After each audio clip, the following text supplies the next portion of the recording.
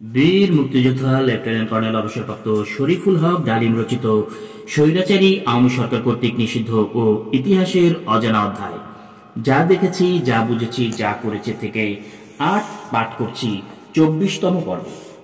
৭ই March race course ময়দানে শেখ মুজিব এক বিশাল জনসমাবেশে বক্তৃতা দেন। এই ভাষণে তিনি সর্বপ্রথম স্বাধীনতার কথাটি উচ্চারণ করেন। তিনি বলেন, এবারের সংগ্রাম আমাদের মুক্তির সংগ্রাম, এবারের সংগ্রাম আমাদের স্বাধীনতার সংগ্রাম।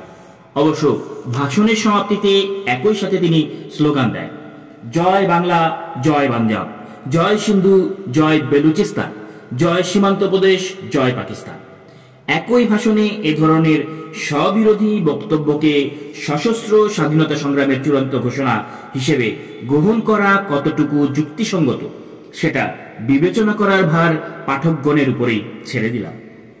আশ্চর্যজনক হলেও স্বাধীনতা যুদ্ধের ইতিহাস দলিলপত্র নামক প্রকাশিত গ্রন্থে এই কয়টি স্লোগানের উল্লেখ নেই। এর রহস্য কি? তবে এই স্লোগানগুলো দিয়ে যে শেখ মুজিব তার ভাষণ শেষ উচ্চারণ করেছিলেন তার সাক্ষী হিসেবে বর্তমান রয়েছে সে সময়কার পত্রপত্রিকা ও সেই জনসমাবেশে যারা উপস্থিত ছিলেন সেই সব ব্যক্তিবর্গ। ১৪ই মার্চ শেখ মুজিব ঘোষণা করলেন তিনি প্রেসিডেন্ট ইয়াহিয়া খানের সাথে আলোচনা করতে প্রস্তুত। এরপরই ১৫ই মার্চ ইয়াহিয়া খান ঢাকায় চলে আসে এবং ১৬ই মার্চ ১১টায় জেনারেল ইয়াহিয়া ও শেখ মুজিব ১.৫ ঘন্টা কোনো সাহায্যকারী ছাড়া রুদ্ধদ্বার বৈঠক করেন।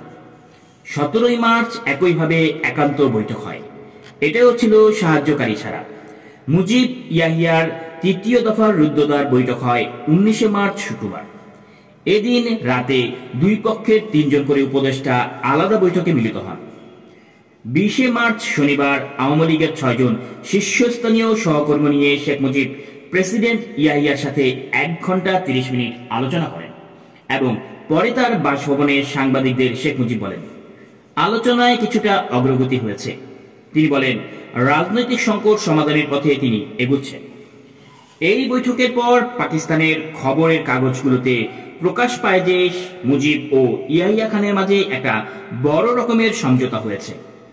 এই সম্পর্কে দ্য ডনে পরিবেশিত খবরটি ছিল, mister Bhutto held a night-long session on Monday with his party men examining the terms of the board agreement and understanding reached between President Yahya Khan and Sheikh Mujibur Rahman to end the present political crisis in the country. The Dawn, 25 March 1971. এই broad agreement সম্পর্কে শেখ মুজিব কিংবা তার আওয়ামী লীগ আজ পর্যন্ত খোলামেলা কিছুই দেশবাসীকে জানায়নি। আজ পর্যন্ত দেশবাসীকে এ ব্যাপারে অন্ধকারে রাখা হলো কেন? ২৫শে মার্চ রাতে আত্মসমর্পণ বা গ্রেপ্তারের আগে বিশ্বখ্যাত ফরাসি দৈনিক লা মন্ডের সাথে দেয়া এক সাক্ষাৎকারে শেখ মুজিব বলেন, is the Pakistan government not aware that I am the only one able to save east Pakistan from communist, অর্থাৎ কমিউনিস্টদের খপ্পর থেকে পূর্ব পাকিস্তানকে রক্ষা করার তিনিই একমাত্র ভরসা। তার কাছে ক্ষমতা হস্তান্তরের কোনো বিকল্প নেই। সাক্ষাৎকারটি লাস্ট মন্ডতে ছাপা হয় ৩১শে মার্চ ১৯৭১ তারিখে। ২৫শে মার্চ দিবাগত রাত 11:30টার দিকে পাক বাহিনী শহরে প্রবেশ করে। এর আগে শেখ মুজিব তার সহকর্মীকে সরে দাঁড়া পড়ার এবং যান বাঁচাবার উপদেশ দিয়ে নিজের পরিবার পরিজনদের এমনকি তার গাভীটিকেও অন্যত্র সরিয়ে দেন। এমনকি তার বহুল পরিচিত বডিগার্ডকেও রাত ১০টার পর ৩২ নম্বর ধানমন্ডিতে আর দেখা যায়নি। Pakistani army, Rajarbagh police line, Pilkhana, EPR সদর দপ্তর, ঢাকা বিশ্ববিদ্যালয় প্রভৃতি জায়গায় অভিযান চালিয়ে শেষ রাতের দিকে ৩২ নম্বর ধানমন্ডি বাসা থেকে শেখ মুজিবকে নিয়ে যায়।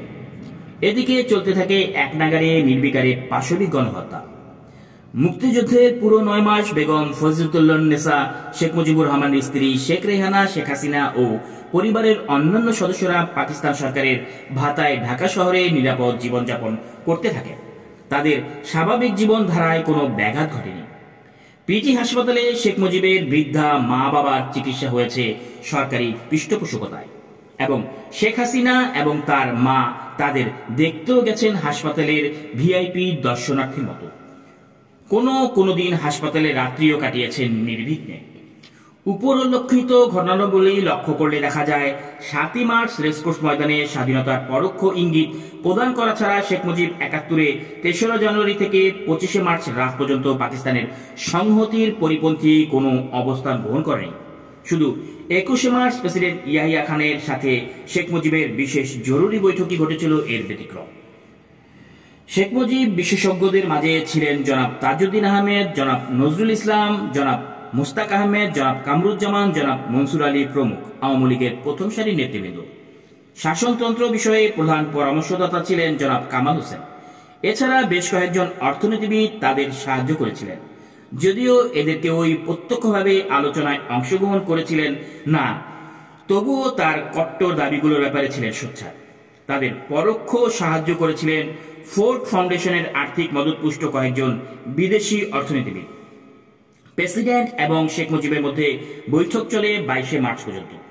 ইতিমধ্যে পশ্চিম পাকিস্তান থেকে ছোট ছোট রাজনৈতিক দলগুলোর প্রতিনিধিরাও ঢাকায় আগমন করেন। 21শে মার্চ জনাব ভুট্টো তার দলীয় প্রতিনিধিদের সাথে ঢাকায় আসেন।